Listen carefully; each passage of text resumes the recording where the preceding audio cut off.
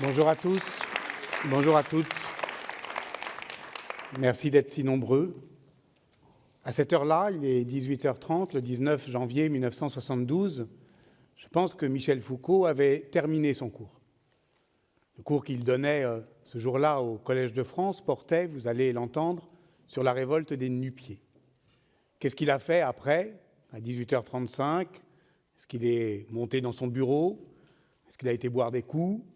Même Philippe Artière, qui est ici dans le décor, et avec qui j'ai l'honneur et le plaisir, pour la 3e fois, de passer un jour avec Michel Foucault, même lui, je crois, ne le sait pas. Mais peu importe, en somme. Ce que nous cherchons dans ce Rencontrer l'Histoire, c'est essayer de comprendre ce que Michel Foucault nous fait encore aujourd'hui à toutes et tous ici. Alors, nous sommes le 16 juillet 1639 à Avranches, nous sommes le 19 janvier 1972 à Paris, mais nous sommes surtout ici, ensemble, réunis aujourd'hui à Rennes, pour essayer de comprendre les échos entre cette révolte d'Ancien Régime et puis ce que Michel Foucault avait sur sa table, puisque c'est le 3e et dernier épisode de ce cycle Rencontrer l'Histoire, qui était organisé autour de cette restitution archéologique. Mais ne vous y trompez pas, l'archéologie, ce n'est pas les choses anciennes, c'est ce qui, enfoui dans le passé et encore vivant, vivace, énergique, qui nous, d'une certaine manière, nous attrape encore, qui est encore vivant. Et sur cette table, je vois des études historiques qui vont l'aider tout à l'heure à faire son cours à 17h au Collège de France sur la révolte des nu-pieds. Mais je vois aussi des coupures de presse, des textes sur les révoltes des prisons. Et c'est au fond cet écho entre une révolte du passé et les révoltes présentes dont le murmure bruissait encore sur sa table en ce jour du 19 janvier 1972, c'est cela qu'on doit entendre ce soir ensemble.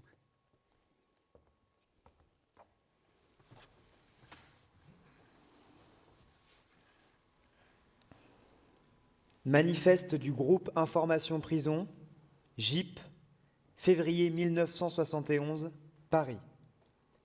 Nul de nous n'est sûr d'échapper à la prison. Aujourd'hui moins que jamais. Sur notre vie de tous les jours, le quadrillage policier se resserre, dans la rue et sur les routes, autour des étrangers et des jeunes. Le délit d'opinion est réapparu. Les mesures antidrogue multiplient l'arbitraire. Nous sommes sous le signe de la garde à vue. On nous dit que la justice est débordée. Nous le voyons bien. Mais si c'était la police qui l'avait débordée ? On nous dit que les prisons sont surpeuplées. Mais si c'était la population qui était suremprisonnée ? Peu d'informations se publient sur les prisons. C'est une des régions cachées de notre système social, une des cases noires de notre vie. Sont intolérables les tribunaux, les flics, les hôpitaux, les asiles, l'école, le service militaire, la presse, la télé, l'État. Déclaration au peuple américain, 9 septembre 1971, par les détenus de la prison d'Attica, État de New York. Peuple des États-Unis d'Amérique, nous tenons tout d'abord à faire savoir que nous avons vécu par le passé des expériences extrêmement pénibles avec le département correctionnel de l'État de New York. Ils nous ont fait de nombreuses promesses, mais ne nous ont rien donné, si ce n'est davantage de ce que nous subissons déjà, des brutalités et des meurtres au sein de cette prison.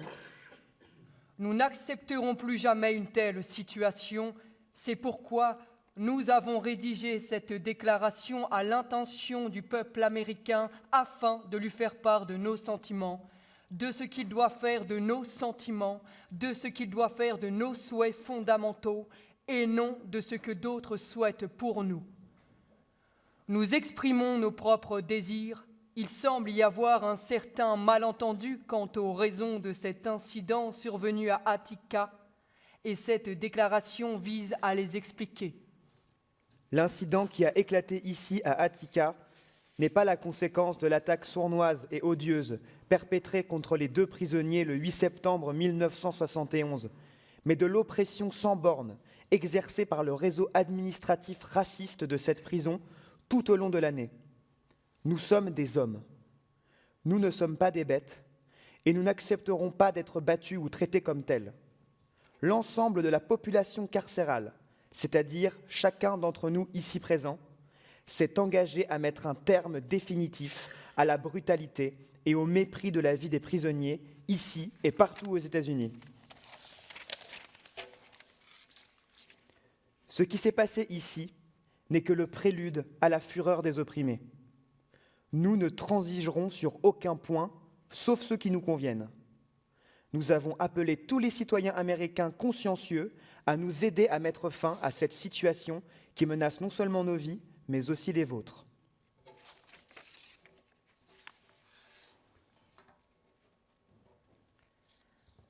Le GIP n'a rien à désavouer des formes d'action collective que les prisonniers sont amenés à décider pour soutenir ou exprimer leurs revendications.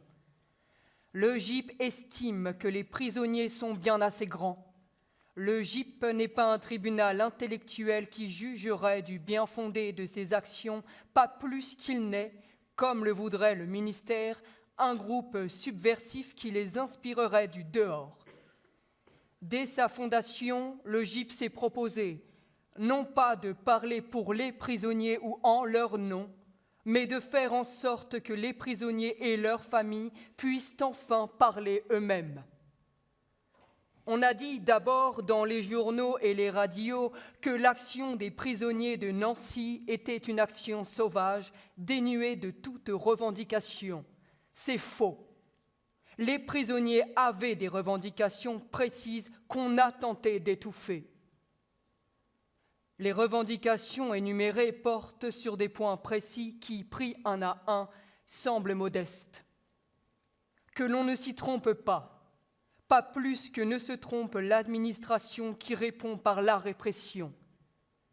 Les points désignent un système vaste, complexe et divers qui, au nom de la sécurité ou derrière le masque d'hypocrite d'une préparation du détenu à sa réinsertion dans la société, vise en fait à humilier et à briser chaque prisonnier. Les témoignages cités dans cette brochure visent à faire entrevoir certains aspects de ce système. Les détenus ne demandent pas des prisons modèles. 1. Ils demandent la possibilité de survivre physiquement et moralement dans la prison et de s'organiser. 2. Ils demandent que leur remise en liberté ne soit pas seulement le passage d'une prison à une autre prison, celle que devient la société pour l'ancien détenu, problème du casier judiciaire, etc. Les détenus ne sont pas montés sur les toits pour s'évader, mais pour que leur appel porte aussi loin que possible.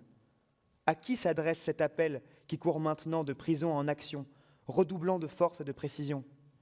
Directement aux autres détenus, à la population. Parler, être entendu, transmettre des demandes précises, c'est un premier bond dans l'histoire d'une prise de conscience. Ce qui fait l'importance de ce moment, c'est que la protestation n'est plus l'emportement d'un individu désespéré, mais un mouvement collectif et continu. Les détenus ont occupé les prisons comme tes ouvriers occupent l'usine. Maintenant, tes détenus veulent, doivent pouvoir s'expliquer directement avec la population sur les questions qui devraient agiter la société dans son ensemble. Pourquoi sommes-nous en prison? Qui va en prison? La prison, pourquoi? Pour qui? Contre qui? Liste des revendications à la centrale de Toul. nous avons demandé 1. L'amélioration du nécessaire nourriture. 2. Une amélioration des douches collectives. 3. Un meilleur traitement vis-à-vis des détenus vu les sévices aussi bien moraux que corporels. 4. Une meilleure rémunération du travail. 5. Une suppression des galons dits de bonne conduite afin que chacun puisse pratiquer les sports. 6. Suppression des quartiers d'isolement. 7. Demande de régularisation des situations dentaires. 8. Amélioration des quartiers disciplinaires, chauffage. 9. Que l'autorisation donnée par les personnes compétentes hors de la centrale de correspondre avec famille, concubine, enfants légitimés sur registre soit respectée. 10. Amélioration de la cantine. 11. Suppression du rationnement du pain. 12. Amélioration du chauffage dans les cellules. Michel Foucault, Le discours de Toul, Le Nouvel Observateur, 27 décembre 1971. À Toul, le jeudi de l'autre semaine, la psychiatre de la prison a parlé. Ce qu'elle a dit ? Bien des choses qu'on savait déjà d'un savoir vague et maintenant familier des hommes. Pendant 10 jours, pieds et poings liés sur un lit. Des tentatives de suicide presque toutes les nuits. L'alternance régulière des punitions et des calmants, mitard, piqûres, cachot, valium, eau tranquillisante morale. Des voleurs de voitures qu'on transforme à 20 ans en délinquants à vie. Mais écoutez un peu comment elle dit cela. Elle ne dit pas « la contention est une vieille habitude qui relève à la fois de la prison et de l'asile. Le personnel pénitentiaire n'a pas su s'en débarrasser. » Elle ne dit pas « trop peu de crédit, donc trop peu de personnel, donc trop peu de surveillance, donc brutalité et arbitraire. » Elle ne s'en prend pas aux structures, à leur misère. Elle dit « tel jour, à tel endroit, j'étais là et j'ai vu. À tel moment, un tel m'a dit, et je l'ai entendu. J'ai fait telle demande. Voici ce qui me fut répondu par le directeur, et j'en porte témoignage sous la foi du serment. Écoutez bien le tremblement de cette voix qui n'hésite plus. C'est une voix singulière et qu'on n'avait jamais entendue aux abords de la prison.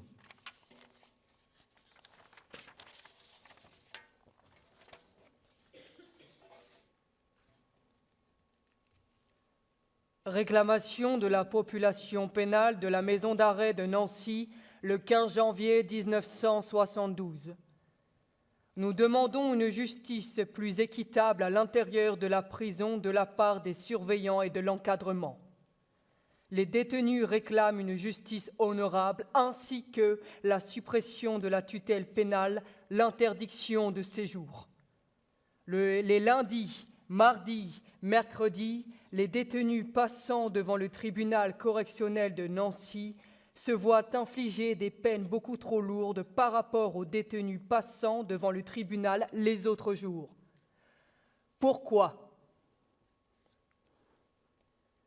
Nous demandons l'amélioration de l'ordinaire en nourriture, que la cantine soit améliorée. Nous réclamons que les journaux ne soient plus censurés. Nous réclamons une hygiène décente, du chauffage dans tous les dortoirs. Nous réclamons que les détenus ne soient plus roués de coups par les surveillants à la suite de légères infractions.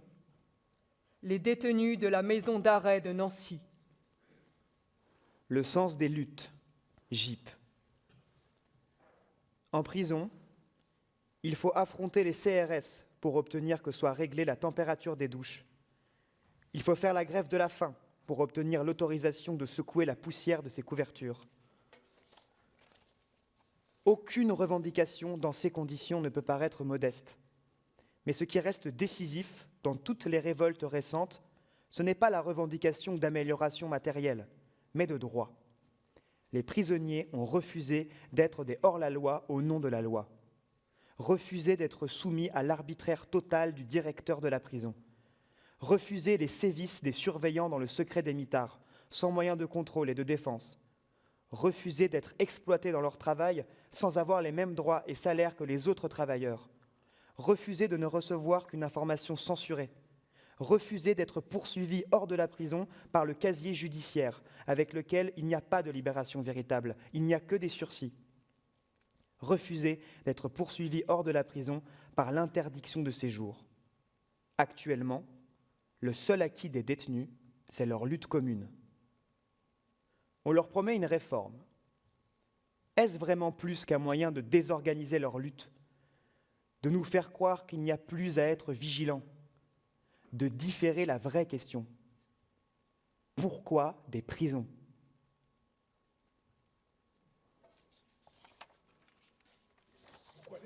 Pourquoi des prisons? C'est évidemment la question que posera Michel Foucault 2 ans plus tard dans Surveiller et punir. Et dans Surveiller et punir, il y a cette phrase extraordinaire: il faut entendre le grondement des batailles. Vous l'avez entendu, et le grondement des batailles, c'est l'archive autour de nous, c'est pas simplement la tragédie d'Attica, c'est aussi les règlements de Nancy et de Toul.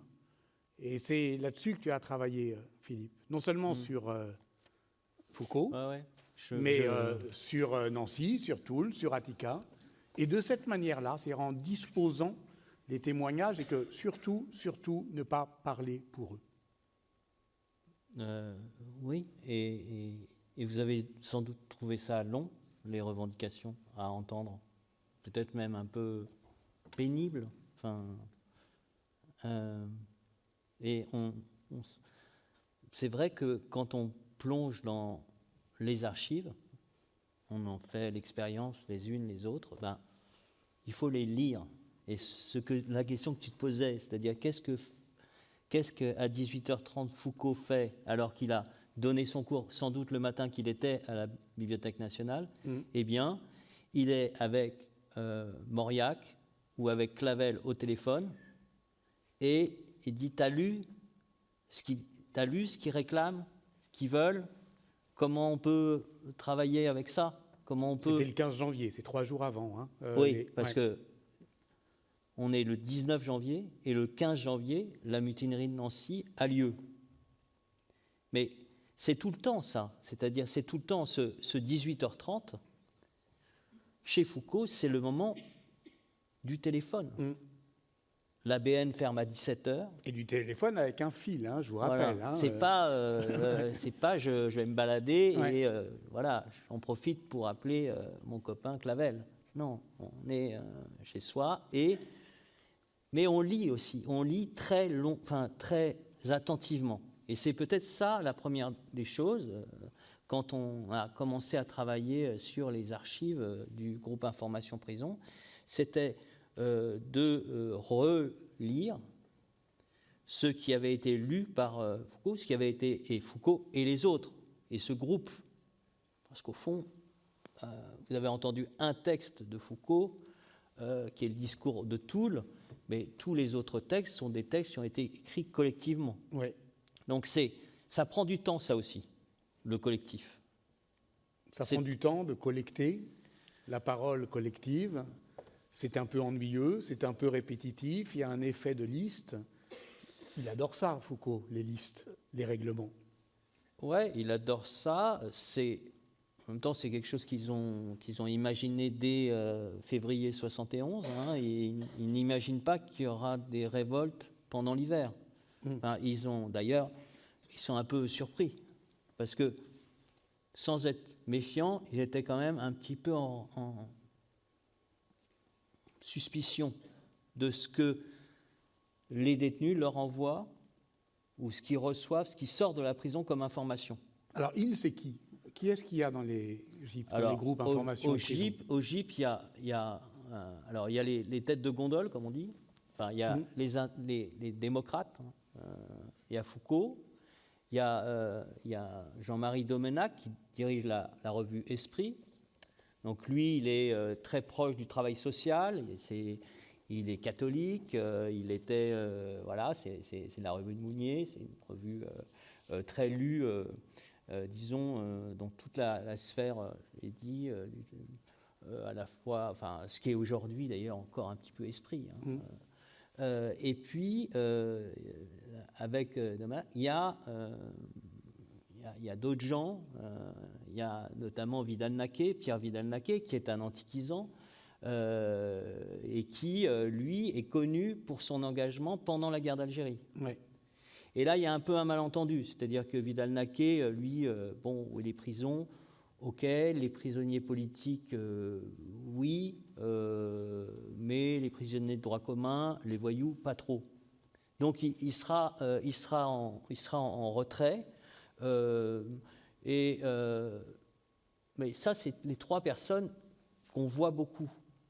Et on derrière, en verra d'autres. derrière. Et puis il y a Mauriac, Ouais. qui fait la chronique, Claude Mauriac, hein, qui est le fils de François Mauriac, qui déjeune avec Pompidou, et puis le soir qui va chez Foucault discuter avec des collectifs de travailleurs immigrés, de prisonniers. Donc il y a ces gens-là.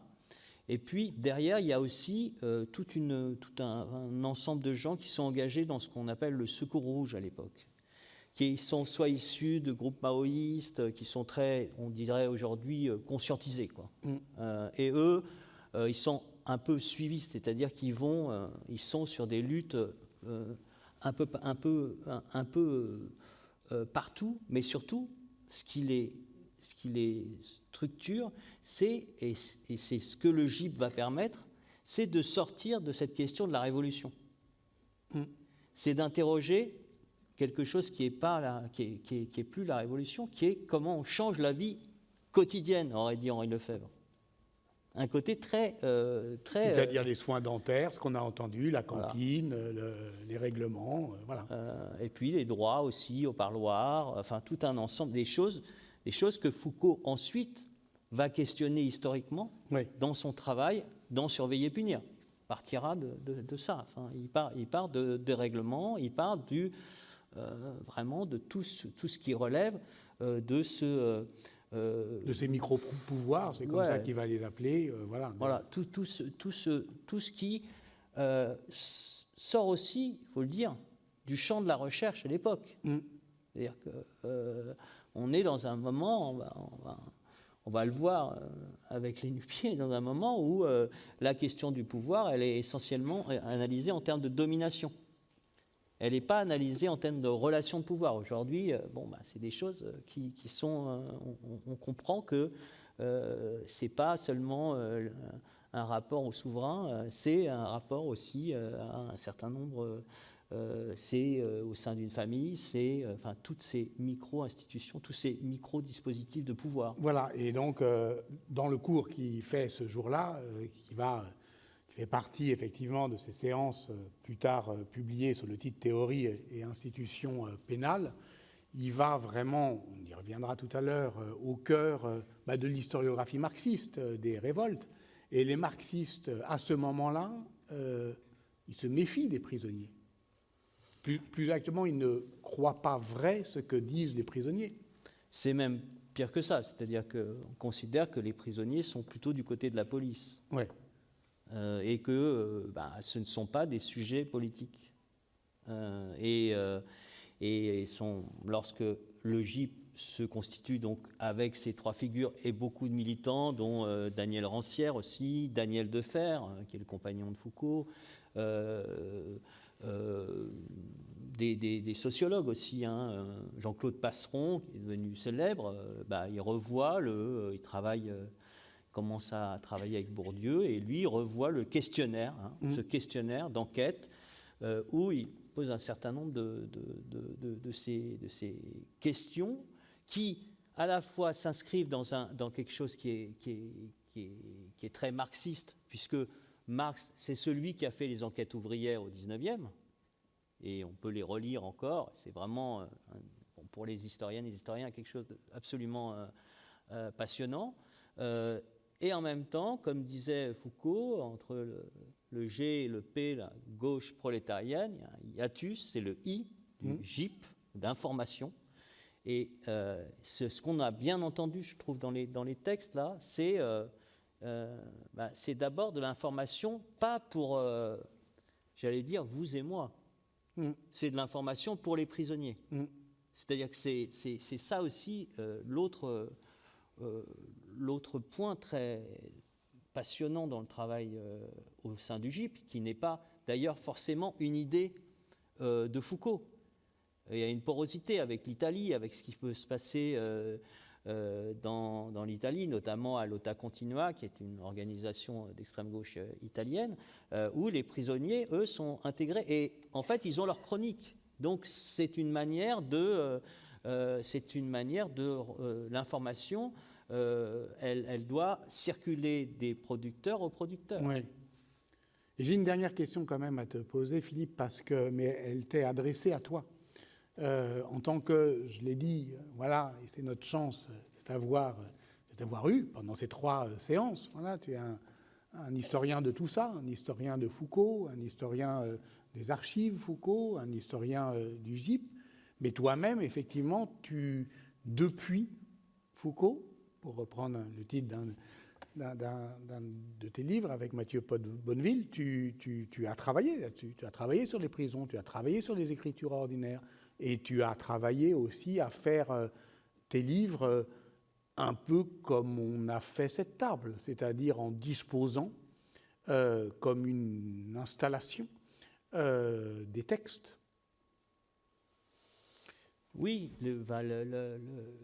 je crois qu'une des choses que le GIP, notamment, mais que les pratiques, les archives de Foucault donnent à voir, c'est une manière d'écrire l'histoire qui est aussi qui correspond à un moment de notre historiographie, qui est celui des livres réceptacles.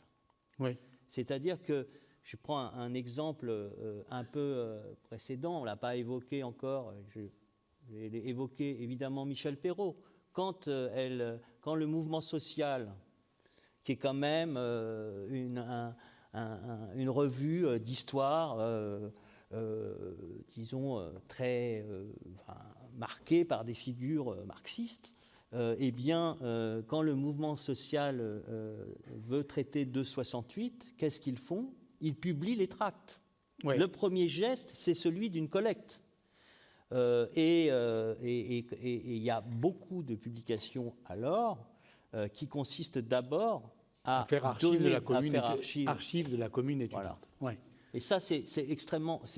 Je crois que c'est quelque chose qu'on a pu voir, y compris dans des événements qu'on a vécu les uns les autres ou qu'on a vécu collectivement. C'est une des choses qui m'a. Et on en parlera peut-être que vous en parlerez ce soir après cette séance. C'est une des choses qui m'a beaucoup intéressé avec les Gilets jaunes. Les Gilets jaunes, ils archivent en même temps, à travers Plein le dos, ce site que vous pouvez aller voir, où les Gilets sont archivés en même temps que la lutte se poursuit. Oui. Et alors, c'est ça, c'est cette manière en permanence aussi de se penser... certes, historien qui regarde le passé, mais contemporain d'un certain nombre d'événements. On pense par exemple à la lutte contre le VIH, contre le sida. Ces archives-là, il fallait aussi les constituer. Et c'est ce que tu as fait. Ouais. C'est ce que nous avons fait collectivement. Oui. Et aujourd'hui encore, il y a des archives d'un certain nombre d'associations ou de personnes qui rentrent dans les fonds d'archives. Et ça, c'est y compris d'ailleurs, contrairement à ce qu'on pourrait penser, les archives, les archivistes, les archives départementales, elles accueillent ces archives. Et la pratique, la pratique de cette théorie de l'histoire, c'est le livre réceptacle dont tu parles. On en a parlé d'ailleurs à la deuxième séance, celle d'avant, sur Moi, Pierre Rivière. C'est le choix, au fond, de ne pas parler pour lui, mais de disposer autour de sa parole, la parole du parricide aux yeux roux, qui les avait subjugués d'autres textes, et qui font effectivement des textes de Foucault à ce moment-là, non pas des manifestes, mais des manifestations. Et d'ailleurs, c'est marrant parce que tous ces gens dont tu parles, Il ne se contentait pas d'écrire dans les journaux ou de se téléphoner le soir. Il manifestait. Dans la rue, il manifestait. Et ça, on peut le voir.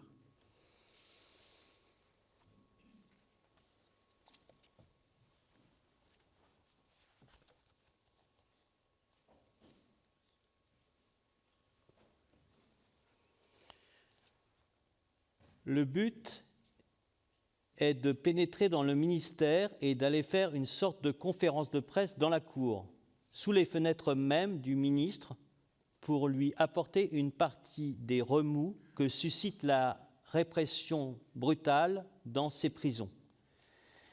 Quelqu'un nous a donné un plan avec la position exacte du bureau de René Pleven, le ministre, et nous savons ce qu'il faut faire.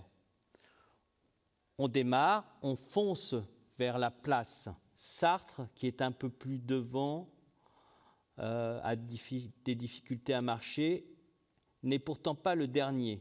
Kagan file en tête et, à l'orée de la place, nous photographie à cet instant précis, alors que nous sommes éparpillés dans la galerie, tout en marchant vers notre cible.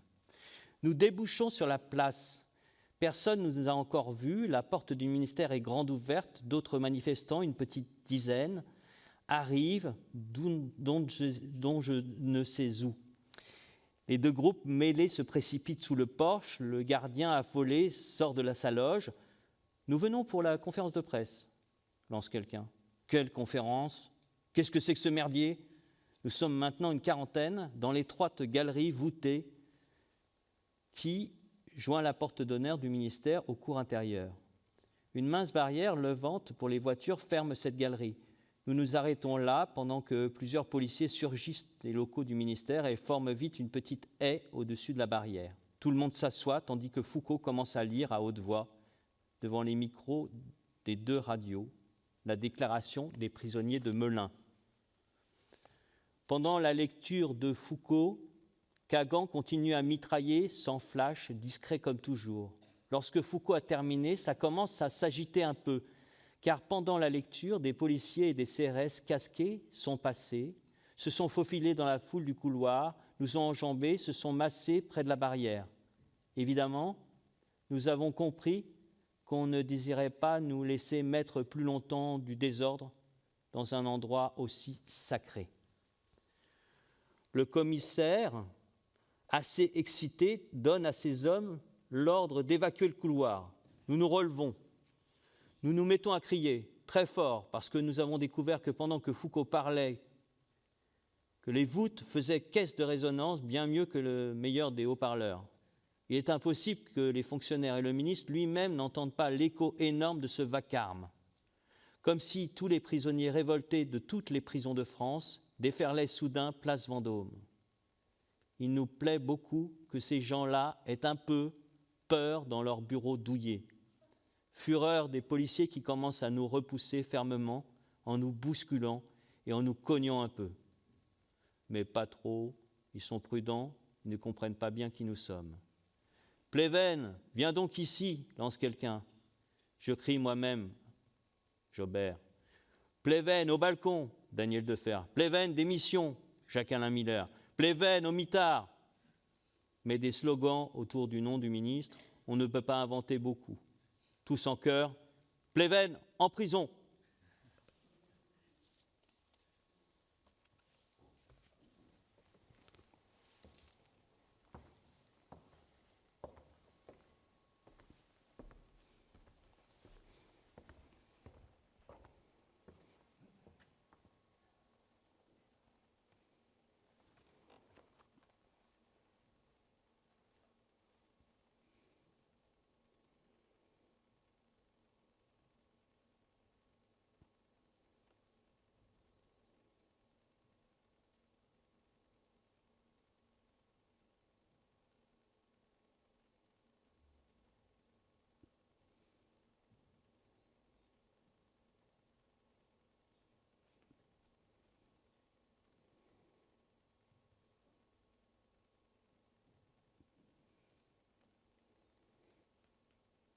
Ouais, Pleven en prison, en fait, c'est eux qui se retrouvent dans le fourgon à la fin.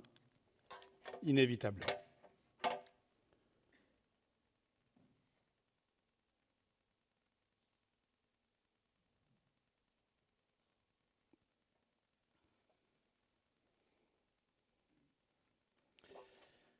Alors nous y sommes.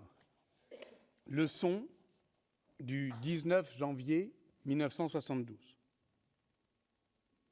Pourquoi cette analyse de la révolte des nu-pieds ? Parce qu'on y voit mis en œuvre un système de répression qui est remarquable à plusieurs titres. D'abord, la cohérence de la tactique. Il avait affaire à une alliance entre groupes sociaux opposés, paysans, artisans d'une part, petits féodaux et parlementaires de l'autre. Mais devant les exigences d'une fiscalité qui pesait sur les uns et les autres, quoique d'une façon inégale, cette alliance était solide. En tout cas, elle se renouvelait facilement. Tout au long de son déroulement, la répression a visé la rupture de cette alliance par tout un jeu de décalage, de menaces, de chantage, de sanctions temporaires, de sorte que les privilégiés se sont retrouvés du côté de la répression qui s'exerce. Ce jour-là, le cours de Michel Foucault, dont on a les notes, pas tout à fait la retranscription intégrale, va décrire précisément ce mécanisme qui sépare dans la répression. Et pour arriver à cette conclusion que je vous lis, on comprend que le problème théorique majeur autour duquel s'ordonnent toutes les représentations idéologiques du pouvoir soit celui-ci. Le pouvoir est-il juste ? Dans quelle direction le prince doit-il tourner les yeux pour être juste ? Vers la loi divine ou la loi naturelle ? Vers la raison ou vers la coutume ? Etc. Et un peu plus loin, on comprend que le problème théorique majeur pour toutes les représentations idéologiques de l'État ne soit plus celui du juste, mais celui de la volonté. La décision de l'État représente la volonté de qui ? Quelle volonté s'exprime et s'affirme dans une loi ou un règlement ?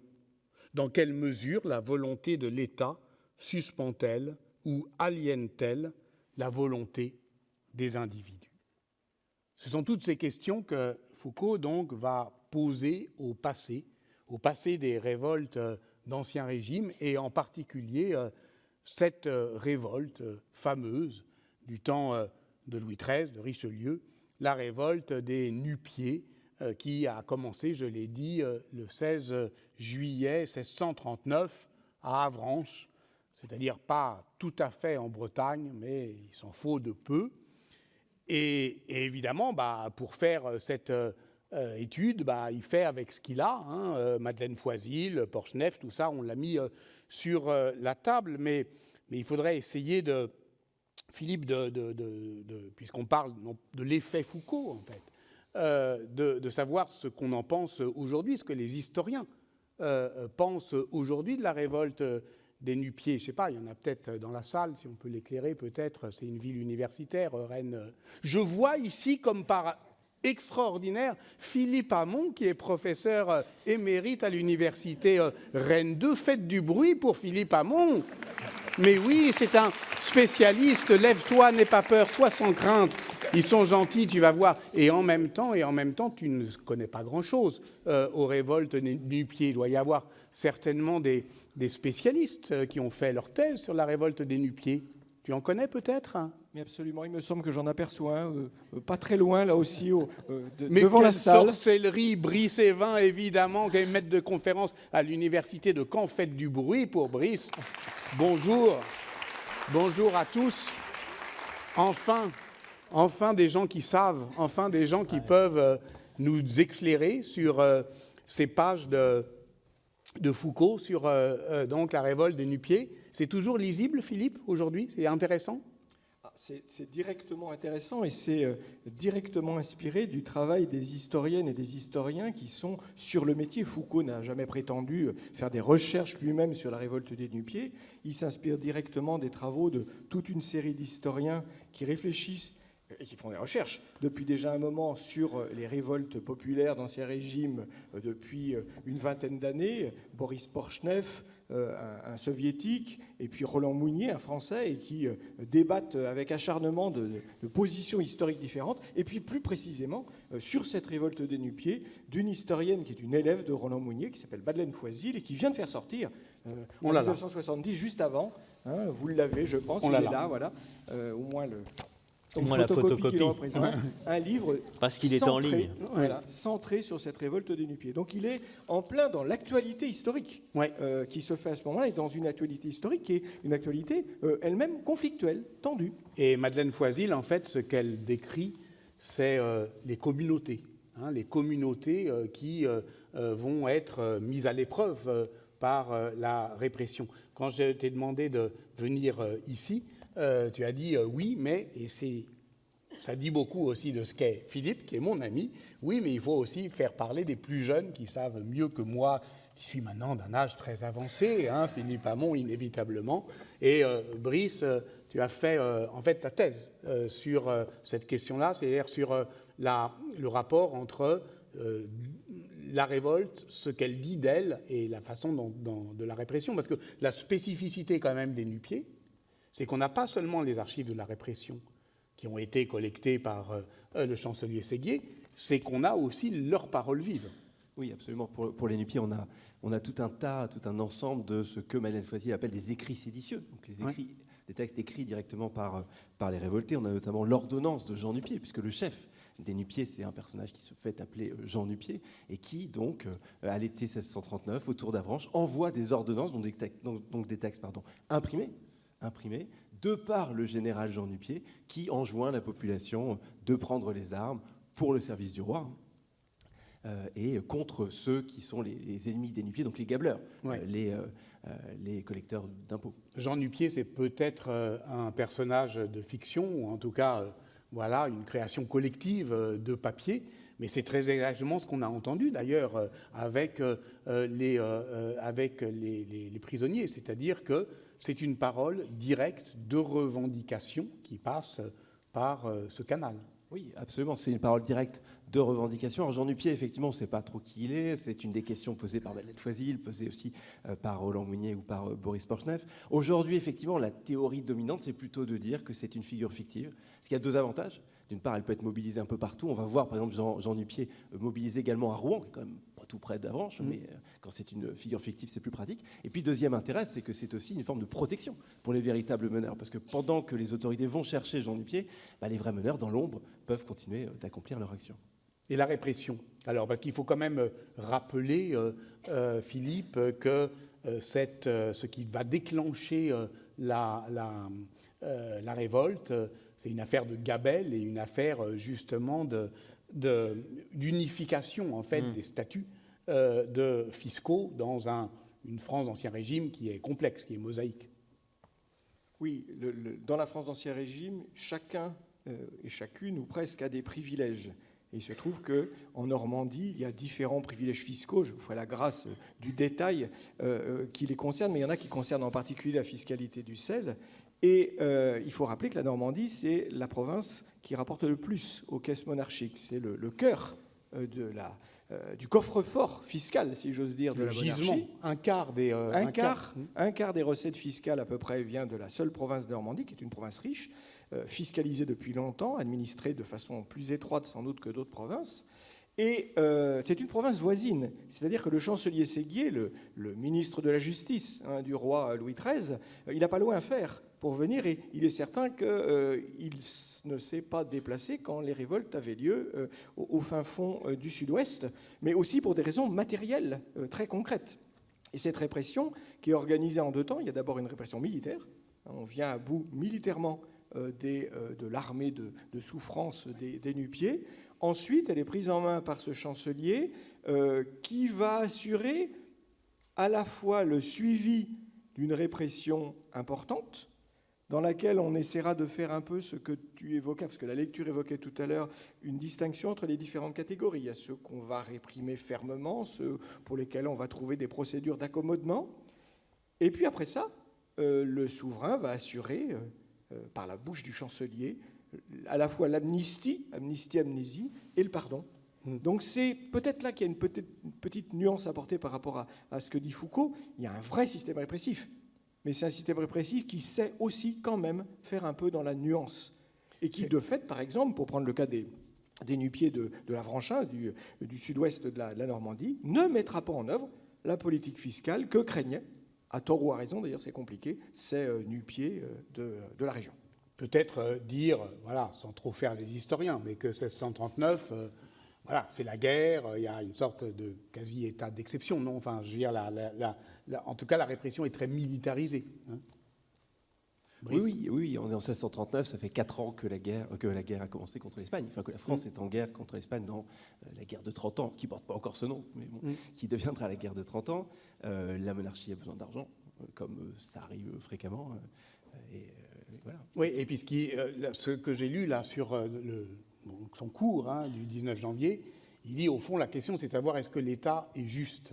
Et c'est une question qui se pose en 1639 parce que cette guerre, est-ce qu'elle est juste, pas juste?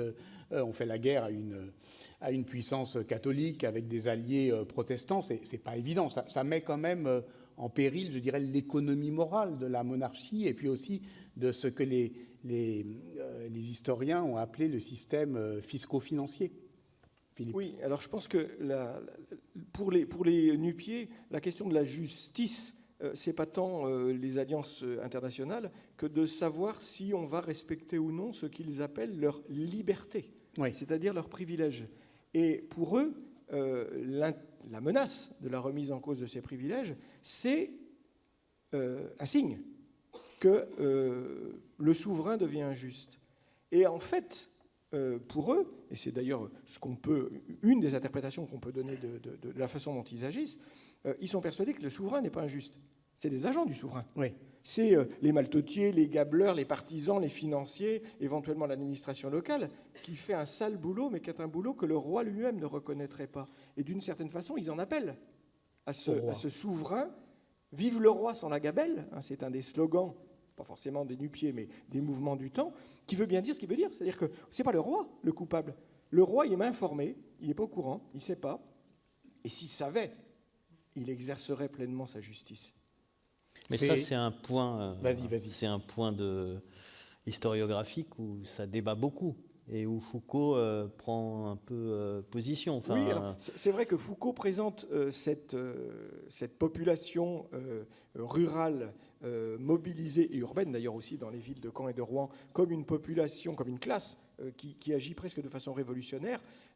C'est sûr que c'est probablement pas la position que moi je tiendrai aujourd'hui, parce que l'historiographie n'est plus forcément la même non plus.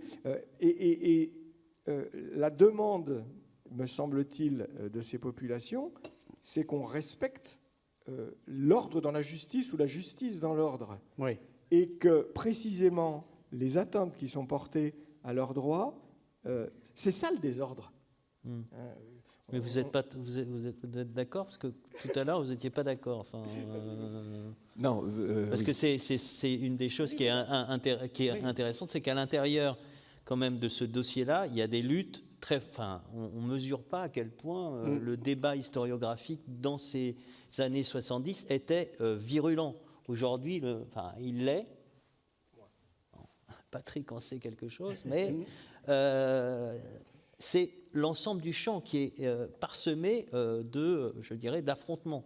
Oui, le champ, alors si on revient sur le champ, effectivement, il est structuré autour d'une controverse inaugurale pour l'histoire des révoltes, qui est la controverse entre Boris Porchnev, donc on a présenté, historien marxiste, qui va tout interpréter, et notamment la révolte des nu-pieds, qui est un élément majeur de son ouvrage, puisque le livre qui sort en russe en 1948, Les soulèvements populaires en France de 1623 à 1648, est un livre marxiste, qui considère que les révoltes populaires, et les nu-pieds en particulier, sont des épisodes de lutte des classes. C'est comme ça qu'ils ont des épisodes de lutte des classes. C'est dominé contre dominant. Donc c'est le prolétariat des villes et les paysans contre un front de classe réunissant noblesse et clergé, avec la bourgeoisie un peu au milieu, mais qui, in fine, toujours va du côté de l'ordre, toujours est du mauvais côté de la barricade, comme l'écrit Il le lit, hein, Foucault, hein, Oui, Boris absolument. Porchneff. Hein, on a ici Ah oui, les, ah oui, c'est on une a aussi grande- les notes de lecture, évidemment, Absolument. il le lit. Hein. C'est Ouais. une grande référence. Et face à lui, donc il y a la réponse de Roland Mounier, qui est beaucoup moins marxiste, Roland Mounier, droite catholique, qui va réagir assez vigoureusement à l'interprétation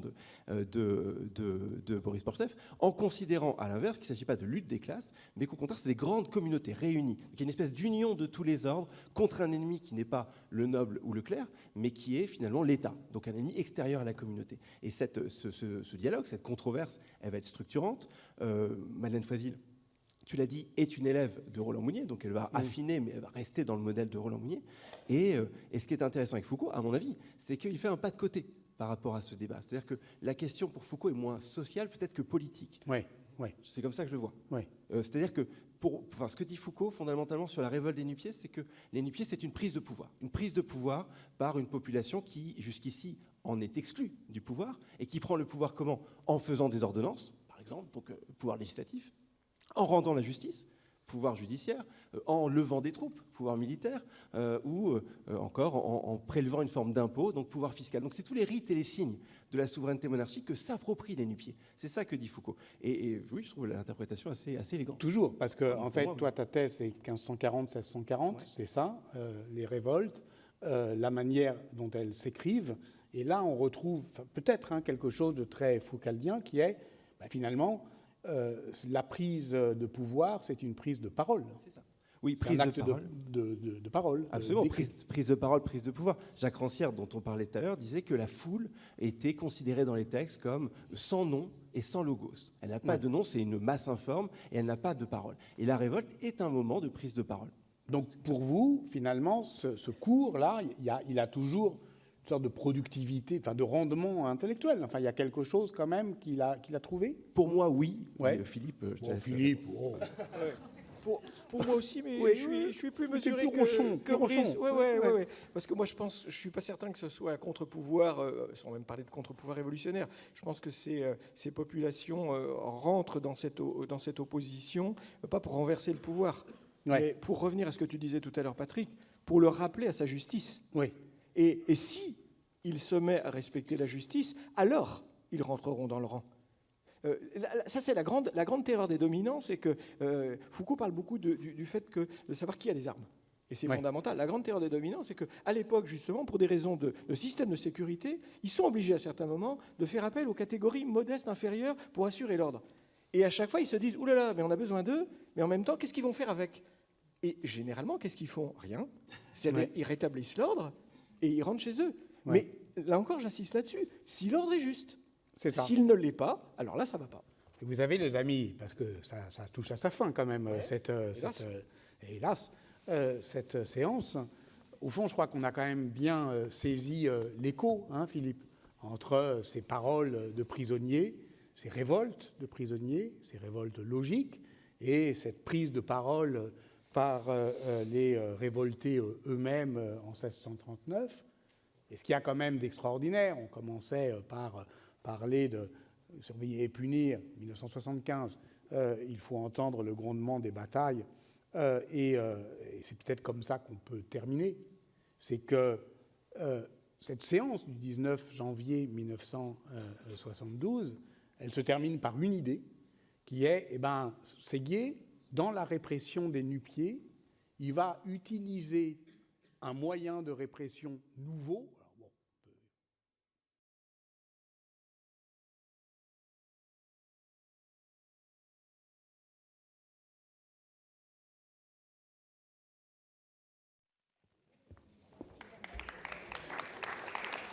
Bonjour à tous, bonjour à toutes. Merci d'être si nombreux. À cette heure-là, il est 18h30, le 19 janvier 1972. Je pense que Michel Foucault avait terminé son cours. Le cours qu'il donnait ce jour-là au Collège de France portait, vous allez l'entendre, sur la révolte des nu-pieds. Qu'est-ce qu'il a fait après, à 18h35 ? Est-ce qu'il est monté dans son bureau ? Est-ce qu'il a été boire des coups ? Même Philippe Artière, qui est ici dans le décor, et avec qui j'ai l'honneur et le plaisir, pour la 3e fois, de passer un jour avec Michel Foucault, même lui, je crois, ne le sait pas. Mais peu importe, en somme. Ce que nous cherchons dans ce Rencontrer l'Histoire, c'est essayer de comprendre ce que Michel Foucault nous fait encore aujourd'hui à toutes et tous ici. Alors nous sommes le 16 juillet 1639 à Avranches, nous sommes le 19 janvier 1972 à Paris, mais nous sommes surtout ici, ensemble, réunis aujourd'hui à Rennes, pour essayer de comprendre les échos entre cette révolte d'Ancien Régime et puis ce que Michel Foucault avait sur sa table, puisque c'est le troisième et dernier épisode de ce cycle Rencontrer l'Histoire, qui était organisé autour de cette restitution archéologique. Mais ne vous y trompez pas, l'archéologie, ce n'est pas les choses anciennes, c'est ce qui enfoui dans le passé et encore vivant, vivace, énergique, qui nous, d'une certaine manière, nous attrape encore, qui est encore vivant. Et sur cette table, je vois des études historiques qui vont l'aider tout à l'heure à faire son cours à 17h au Collège de France sur la révolte des Nu-Pieds. Mais je vois aussi des coupures de presse, des textes sur les révoltes des prisons.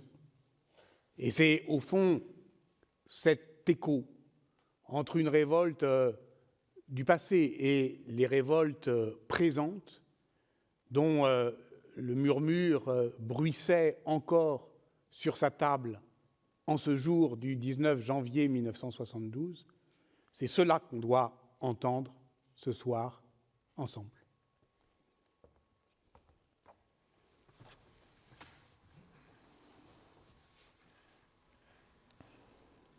Manifeste du groupe Information Prison, GIP, février 1971, Paris. Nul de nous n'est sûr d'échapper à la prison. Aujourd'hui moins que jamais. Sur notre vie de tous les jours, le quadrillage policier se resserre, dans la rue et sur les routes, autour des étrangers et des jeunes. Le délit d'opinion est réapparu. Les mesures antidrogue multiplient l'arbitraire. Nous sommes sous le signe de la garde à vue. On nous dit que la justice est débordée. Nous le voyons bien. Mais si c'était la police qui l'avait débordée? On nous dit que les prisons sont surpeuplées. Mais si c'était la population qui était suremprisonnée? Peu d'informations se publient sur les prisons. C'est une des régions cachées de notre système social, une des cases noires de notre vie.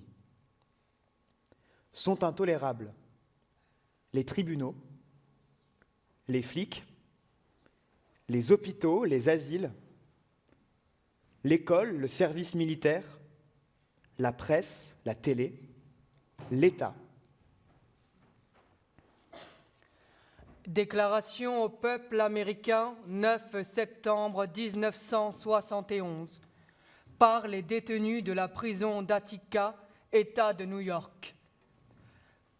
Peuple des États-Unis d'Amérique, nous tenons tout d'abord à faire savoir que nous avons vécu par le passé des expériences extrêmement pénibles avec le département correctionnel de l'État de New York.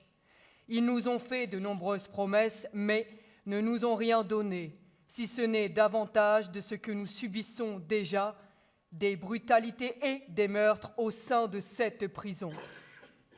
Nous n'accepterons plus jamais une telle situation, c'est pourquoi nous avons rédigé cette déclaration à l'intention du peuple américain afin de lui faire part de nos sentiments, de ce qu'il doit faire de nos sentiments, de ce qu'il doit faire de nos souhaits fondamentaux et non de ce que d'autres souhaitent pour nous. Nous exprimons nos propres désirs. Il semble y avoir un certain malentendu quant aux raisons de cet incident survenu à Attica, et cette déclaration vise à les expliquer. L'incident qui a éclaté ici à Attica n'est pas la conséquence de l'attaque sournoise et odieuse perpétrée contre les 2 prisonniers le 8 septembre 1971, mais de l'oppression sans bornes exercée par le réseau administratif raciste de cette prison tout au long de l'année. Nous sommes des hommes. Nous ne sommes pas des bêtes et nous n'accepterons pas d'être battus ou traités comme tels. L'ensemble de la population carcérale, c'est-à-dire chacun d'entre nous ici présents, s'est engagé à mettre un terme définitif à la brutalité et au mépris de la vie des prisonniers, ici et partout aux États-Unis. Ce qui s'est passé ici n'est que le prélude à la fureur des opprimés. Nous ne transigerons sur aucun point, sauf ceux qui nous conviennent. Nous avons appelé tous les citoyens américains consciencieux à nous aider à mettre fin à cette situation qui menace non seulement nos vies, mais aussi les vôtres.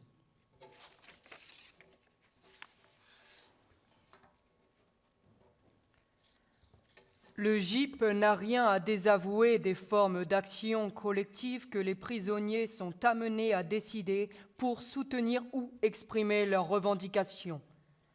Le GIP estime que les prisonniers sont bien assez grands. Le GIP n'est pas un tribunal intellectuel qui jugerait du bien fondé de ses actions, pas plus qu'il n'est, comme le voudrait le ministère, un groupe subversif qui les inspirerait du dehors. Dès sa fondation, le GIP s'est proposé, non pas de parler pour les prisonniers ou en leur nom, mais de faire en sorte que les prisonniers et leurs familles puissent enfin parler eux-mêmes. On a dit d'abord dans les journaux et les radios que l'action des prisonniers de Nancy était une action sauvage, dénuée de toute revendication. C'est faux. Les prisonniers avaient des revendications précises qu'on a tenté d'étouffer. Les revendications énumérées portent sur des points précis qui, pris un à un, semblent modestes. Que l'on ne s'y trompe pas plus que ne se trompe l'administration qui répond par la répression. Les points désignent un système vaste, complexe et divers qui, au nom de la sécurité ou derrière le masque d'hypocrite d'une préparation du détenu à sa réinsertion dans la société, vise en fait à humilier et à briser chaque prisonnier. Les témoignages cités dans cette brochure visent à faire entrevoir certains aspects de ce système. Les détenus ne demandent pas des prisons modèles. 1. Ils demandent la possibilité de survivre physiquement et moralement dans la prison et de s'organiser. 2. Ils demandent que leur remise en liberté ne soit pas seulement le passage d'une prison à une autre prison, celle que devient la société pour l'ancien détenu, problème du casier judiciaire, etc. Les détenus ne sont pas montés sur les toits pour s'évader, mais pour que leur appel porte aussi loin que possible. À qui s'adresse cet appel qui court maintenant de prison en action, redoublant de force et de précision? Directement aux autres détenus, à la population. Parler, être entendu, transmettre des demandes précises, c'est un premier bond dans l'histoire d'une prise de conscience.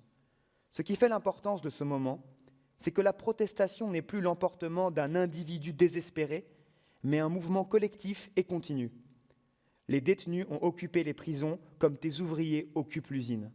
Maintenant, tes détenus veulent, doivent pouvoir s'expliquer directement avec la population sur les questions qui devraient agiter la société dans son ensemble. Pourquoi sommes-nous en prison? Qui va en prison? La prison, pourquoi? Pour qui? Contre qui? Liste des revendications à la centrale de Toul. Nous avons demandé 1. L'amélioration du nécessaire nourriture. 2. Une amélioration des douches collectives. 3. Un meilleur traitement vis-à-vis des détenus vu les sévices aussi bien moraux que corporels. 4. Une meilleure rémunération du travail. 5. Une suppression des galons dits de bonne conduite afin que chacun puisse pratiquer les sports. 6. Suppression des quartiers d'isolement. 7. Demande de régularisation des situations dentaires. 8. Amélioration des quartiers disciplinaires, chauffage. 9. Que l'autorisation donnée par les personnes compétentes hors de la centrale de correspondre avec famille, concubine, enfants légitimés sur registre soit respectée. 10. Amélioration de la cantine. 11. Suppression du rationnement du pain. 12. Amélioration du chauffage dans les cellules. Michel Foucault, Le discours de Toul, Le Nouvel Observateur, 27 décembre 1971. À Toul, le jeudi de l'autre semaine, la psychiatre de la prison a parlé. Ce qu'elle a dit ? Bien des choses qu'on savait déjà d'un savoir vague et maintenant familier des hommes. Pendant 10 jours, pieds et poings liés sur un lit. Des tentatives de suicide presque toutes les nuits. L'alternance régulière des punitions et des calmants, mitard, piqûres, cachot, valium, eau tranquillisante morale. Des voleurs de voitures qu'on transforme à 20 ans en délinquants à vie. Mais écoutez un peu comment elle dit cela. Elle ne dit pas « la contention est une vieille habitude qui relève à la fois de la prison et de l'asile. Le personnel pénitentiaire n'a pas su s'en débarrasser. » Elle ne dit pas « trop peu de crédit, donc trop peu de personnel, donc trop peu de surveillance, donc brutalité et arbitraire. » Elle ne s'en prend pas aux structures, à leur misère. Elle dit « tel jour, à tel endroit, j'étais là et j'ai vu. À tel moment, un tel m'a dit, et je l'ai entendu. J'ai fait telle demande. Voici ce qui me fut répondu par le directeur, et j'en porte témoignage sous la foi du serment. Écoutez bien le tremblement de cette voix qui n'hésite plus. C'est une voix singulière et qu'on n'avait jamais entendue aux abords de la prison.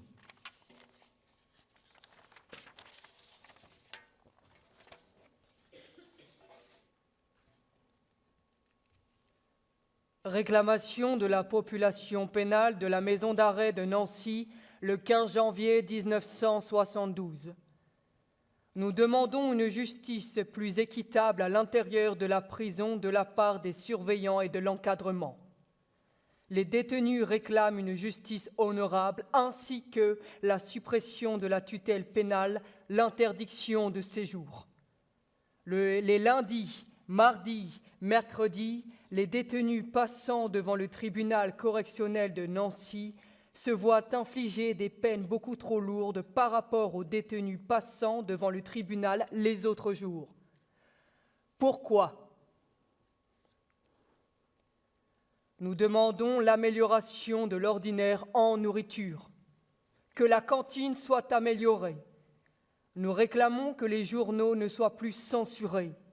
Nous réclamons une hygiène décente, du chauffage dans tous les dortoirs. Nous réclamons que les détenus ne soient plus roués de coups par les surveillants à la suite de légères infractions. Les détenus de la maison d'arrêt de Nancy. Le sens des luttes, GIP. En prison, il faut affronter les CRS pour obtenir que soit réglée la température des douches. Il faut faire la grève de la faim pour obtenir l'autorisation de secouer la poussière de ses couvertures. Aucune revendication dans ces conditions ne peut paraître modeste. Mais ce qui reste décisif dans toutes les révoltes récentes, ce n'est pas la revendication d'amélioration matérielle, mais de droit. Les prisonniers ont refusé d'être des hors-la-loi au nom de la loi, refusé d'être soumis à l'arbitraire total du directeur de la prison, refusé les sévices des surveillants dans le secret des mitards, sans moyens de contrôle et de défense, refusé d'être exploités dans leur travail sans avoir les mêmes droits et salaires que les autres travailleurs, refusé de ne recevoir qu'une information censurée, refusé d'être poursuivi hors de la prison par le casier judiciaire, avec lequel il n'y a pas de libération véritable, il n'y a que des sursis.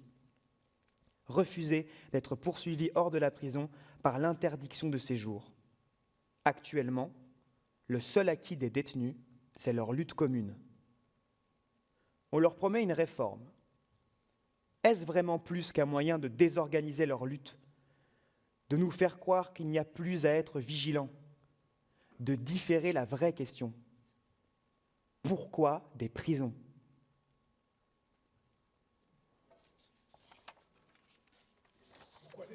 Pourquoi des prisons? C'est évidemment la question que posera Michel Foucault 2 ans plus tard dans Surveiller et punir. Et dans Surveiller et punir, il y a cette phrase extraordinaire: il faut entendre le grondement des batailles. Vous l'avez entendu, et le grondement des batailles, c'est l'archive autour de nous, c'est pas simplement la tragédie d'Attica, c'est aussi les règlements de Nancy et de Toul. Et c'est là-dessus que tu as travaillé, Philippe. Non seulement sur Foucault, mais sur Nancy, sur Toul, sur Attica. Et de cette manière-là, c'est-à-dire en disposant des témoignages et que surtout ne pas parler pour eux. Oui, et vous avez sans doute trouvé ça long, les revendications à entendre, peut-être même un peu pénible. Enfin, et c'est vrai que quand on plonge dans les archives, on en fait l'expérience les unes les autres, il faut les lire. Et la question que tu te posais, c'est-à-dire qu'est-ce qu'à 18h30 Foucault fait alors qu'il a donné son cours, sans doute le matin qu'il était à la Bibliothèque nationale, Eh bien, il est avec Mauriac ou avec Clavel au téléphone et il dit: t'as lu ce qu'ils réclament, ce qu'ils veulent, comment on peut travailler avec ça, comment on peut... C'était le 15 janvier, c'est 3 jours avant. Oui, parce que on est le 19 janvier et le 15 janvier, la mutinerie de Nancy a lieu. Mais c'est tout le temps ça, c'est-à-dire c'est tout le temps ce 18h30. Chez Foucault, c'est le moment du téléphone. L'ABN ferme à 17h. Et du téléphone avec un fil, je vous rappelle. Voilà. C'est pas je vais me balader et voilà, j'en profite pour appeler mon copain Clavel. Non, on est chez soi mais on lit aussi, on lit très attentivement. Et c'est peut-être ça la première des choses quand on a commencé à travailler sur les archives du groupe Information Prison, c'était de relire ce qui avait été lu par Foucault, ce qui avait été et Foucault et les autres, et ce groupe. Parce qu'au fond, vous avez entendu un texte de Foucault, qui est le discours de Toul, mais tous les autres textes sont des textes qui ont été écrits collectivement. Oui. Donc ça prend du temps, ça aussi, le collectif. Ça prend du temps de collecter la parole collective. C'est un peu ennuyeux, c'est un peu répétitif, il y a un effet de liste. Il adore ça, Foucault, les listes, les règlements. Ouais, il adore ça. En même temps, c'est quelque chose qu'ils ont imaginé dès février 71. Et ils n'imaginent pas qu'il y aura des révoltes pendant l'hiver. Ils sont un peu surpris. Parce que, sans être méfiants, ils étaient quand même un petit peu en suspicion de ce que les détenus leur envoient ou ce qu'ils reçoivent, ce qui sort de la prison comme information. Alors, c'est qui ? Qui est-ce qu'il y a dans les GIP, dans les groupes information prison ? Au GIP, il y a les têtes de gondole, comme on dit. Enfin, il y a les démocrates. Il y a Foucault. Il y a Jean-Marie Domenac qui dirige la revue Esprit. Donc lui, il est très proche du travail social. Il est catholique. Il était c'est la revue de Mounier. C'est une revue très lue. Disons, dans toute la sphère, j'ai dit, à la fois, ce qui est aujourd'hui d'ailleurs encore un petit peu Esprit. Et puis, avec Domain, il y a d'autres gens, il y a notamment Pierre Vidal-Naquet, qui est un antiquisant, et qui, lui, est connu pour son engagement pendant la guerre d'Algérie. Ouais. Et là, il y a un peu un malentendu, c'est-à-dire que Vidal-Naquet, lui, les prisons, ok, les prisonniers politiques, oui, mais les prisonniers de droit commun, les voyous, pas trop. Donc, il sera en retrait. Mais ça, c'est les 3 personnes qu'on voit beaucoup. Et on en verra d'autres. Derrière. Et puis, il y a Mauriac, qui fait la chronique.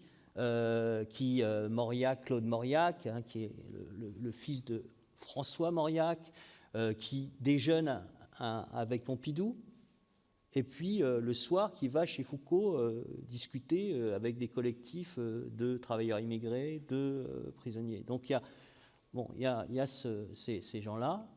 Et puis derrière, il y a aussi tout un ensemble de gens qui sont engagés dans ce qu'on appelle le Secours rouge à l'époque, qui sont soit issus de groupes maoïstes, qui sont très, on dirait aujourd'hui, conscientisés, quoi.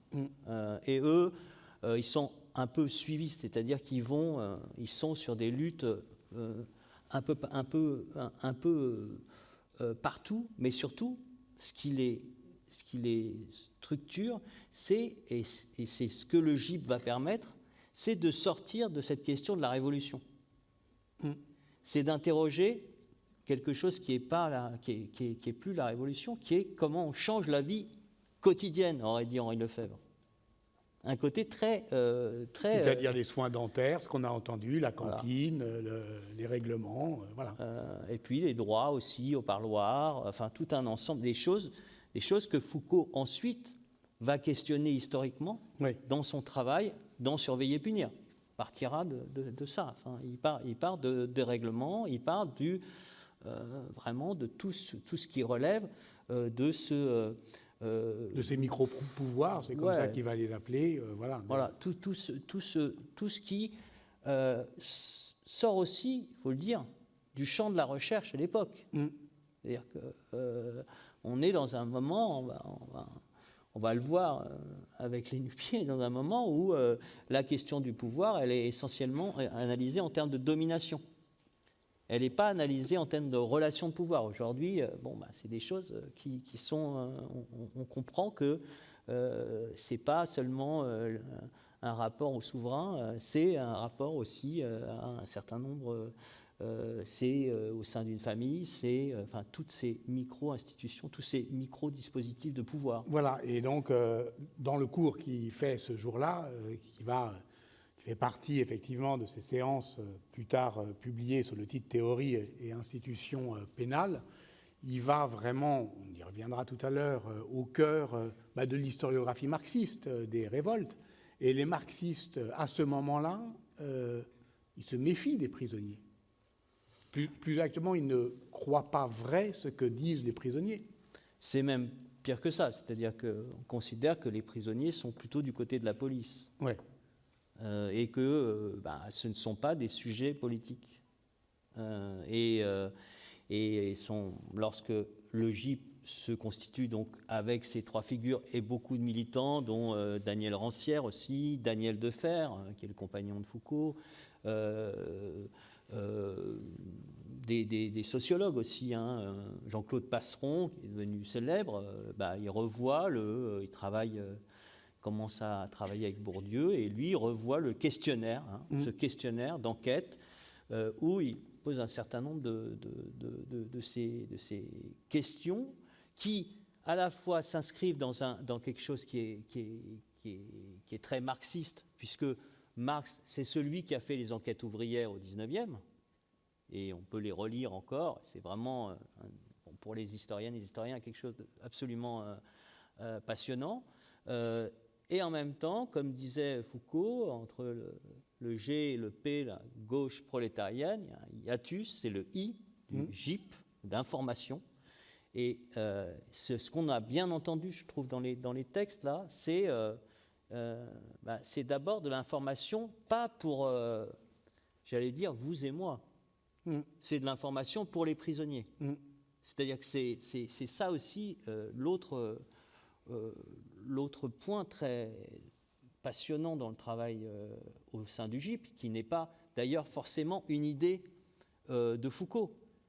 Il y a une porosité avec l'Italie, avec ce qui peut se passer dans l'Italie, notamment à l'Ota Continua, qui est une organisation d'extrême gauche italienne, où les prisonniers, eux, sont intégrés. Et en fait, ils ont leur chronique. Donc c'est une manière de...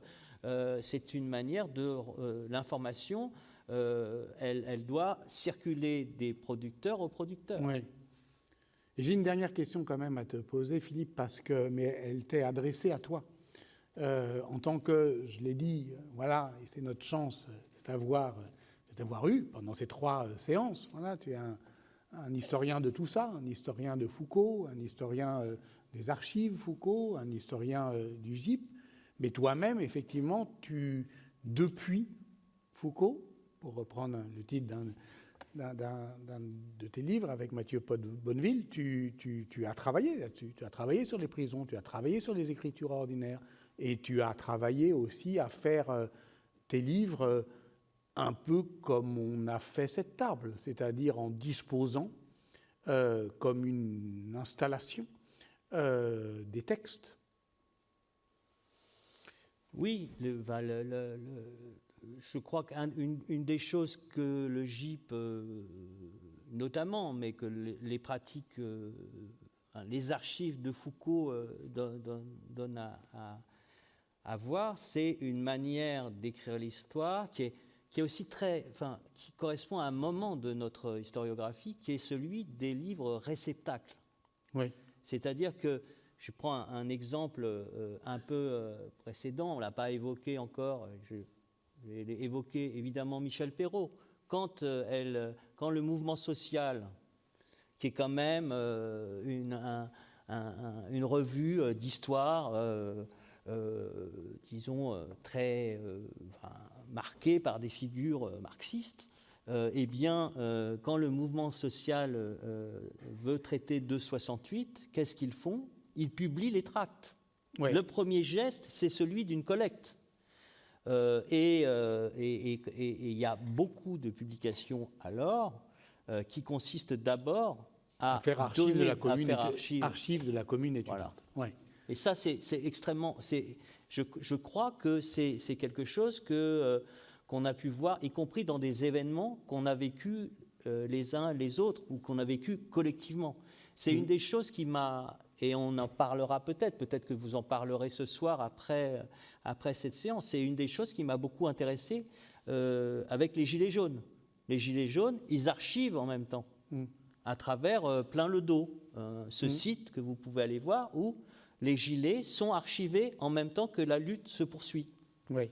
Et alors, c'est ça, c'est cette manière en permanence aussi de se penser, certes, historien qui regarde le passé, mais contemporain d'un certain nombre d'événements. On pense, par exemple, à la lutte contre le VIH, contre le sida. Ces archives-là, il fallait aussi les constituer. Et c'est ce que tu as fait.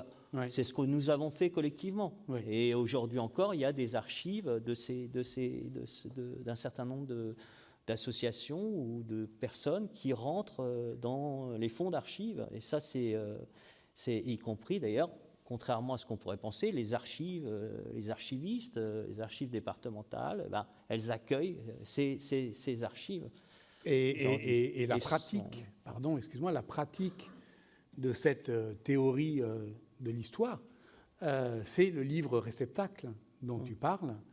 On en a parlé d'ailleurs à la deuxième séance, celle d'avant, sur Moi, Pierre Rivière. C'est le choix, au fond, de ne pas parler pour lui, mais de disposer autour de sa parole, la parole du parricide aux yeux roux, qui les avait subjugués d'autres textes, et qui font effectivement des textes de Foucault à ce moment-là, non pas des manifestes, mais des manifestations. Et d'ailleurs, c'est marrant parce que tous ces gens dont tu parles, ils ne se contentaient pas d'écrire dans les journaux ou de se téléphoner le soir. Ils manifestaient. Dans la rue, ils manifestaient. Et ça, on peut le voir.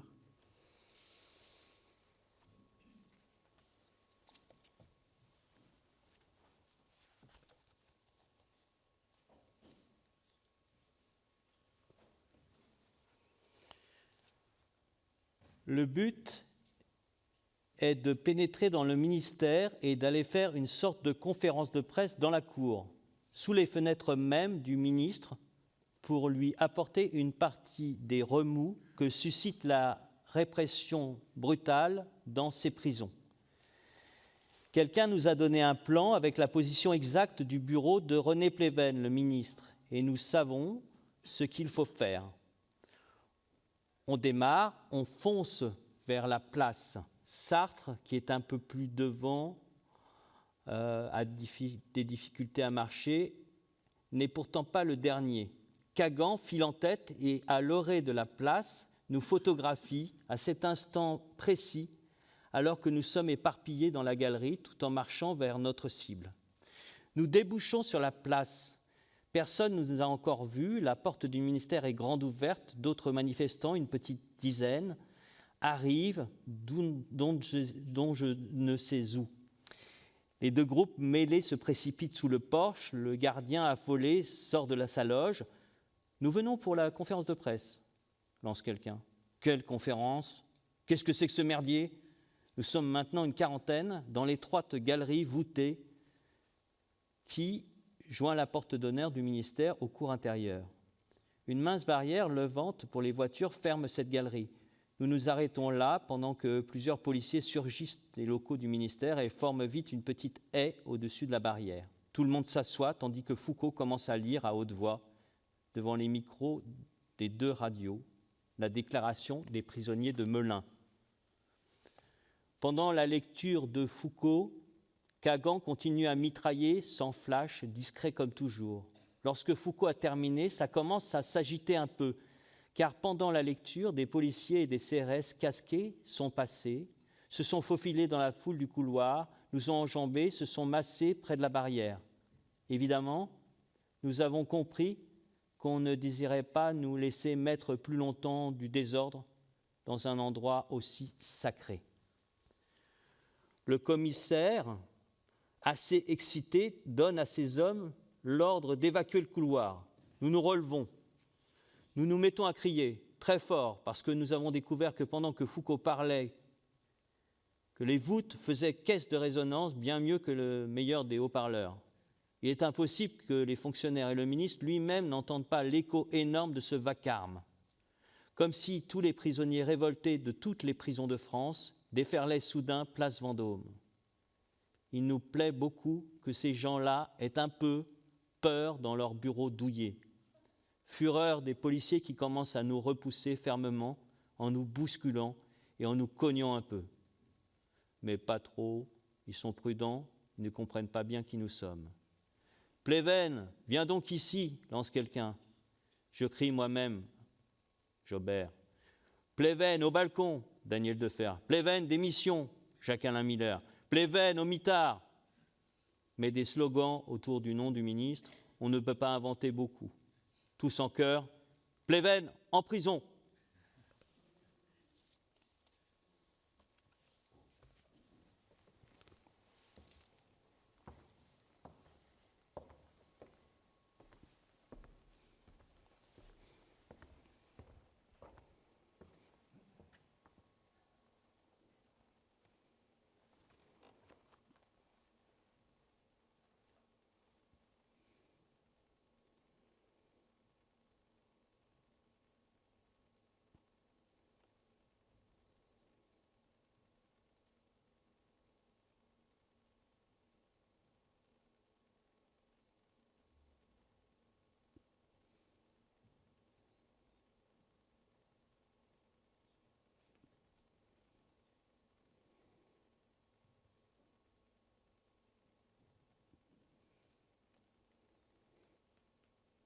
Ouais, Pleven en prison, en fait, c'est eux qui se retrouvent dans le fourgon à la fin, inévitablement.